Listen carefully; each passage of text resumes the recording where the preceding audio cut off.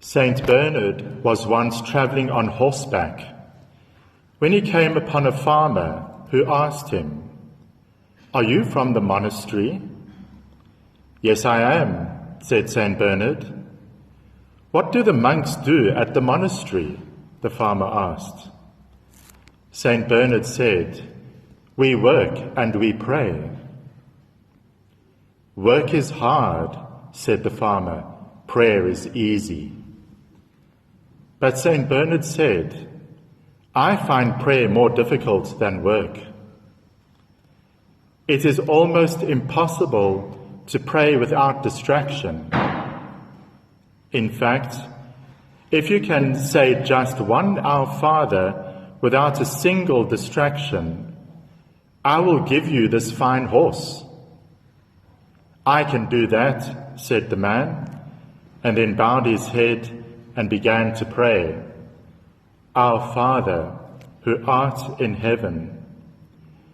He got as far as, "Thy will be done," when he looked up at Saint Bernard and asked, "Does the saddle come with the horse?" Most of us can sympathize with that. We have difficulty praying without distractions. The readings today are addressed to us. The theme of the readings is persistence in prayer. In the Old Testament, Abraham bargained with God to lower the price of salvation from 50 innocent people down to just 10. Abraham was persistent. In the Gospel, the neighbor grants the request of his friend because of his persistence. Persistence is an essential element of prayer. Consider first what persistence is not. Persistence is not pestering. Every parent is familiar with pestering, as distinct from persistence. Children whine, "Mommy, can I have it? Please, please, can I have it?"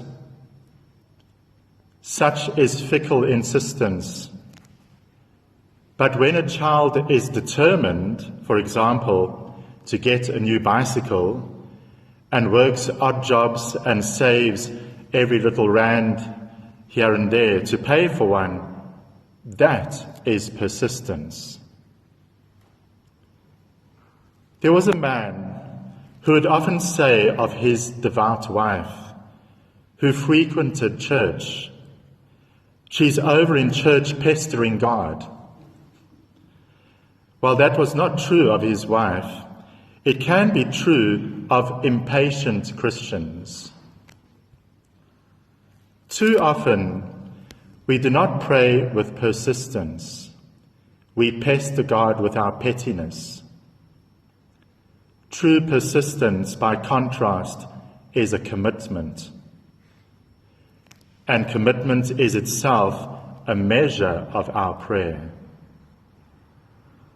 When our prayers are distracted and difficult, we should remember that the desire to pray is itself a prayer. Persistence in prayer is itself a form of prayer. It is a measure of the commitment of our faith. Think of the many people who went as pioneers from countries to other countries as immigrants, like the good Portuguese, many of them in our parish, and all the people who went from Spain to the Americas. They persevered in their determination to build a new life in a new country. This persistence was also true of their faith.